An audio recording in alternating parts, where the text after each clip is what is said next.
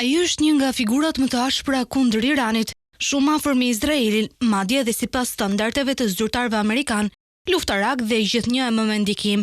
Gjenerali Mikel Kurilla, shefi i komandës qendrore të SBA-s, i njohur si Gorilla, është një nga figurat kyçe që po ushtron presion mbi Donald Trumpin për një operacion të përbashkët kundër Teheranit.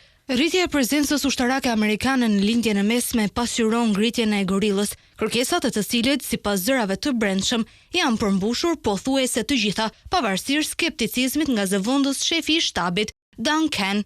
Gorilla është gjenerali që kohët e fundit ka kaluar më shumë kohë me Trumpin dhe është një nga ata që Pete Hegseth, një figurë me ndikim në rrethin e Trumpit, mbështetet për vendime të rëndësishme. Shefi i Pentagonit i ka dhënë Mikel Kurillës fuqi dhe autoritet të konsiderueshëm, duke e kthyer në një nga zërat më me ndikim në ekipin e sigurisë kombëtare të presidentit.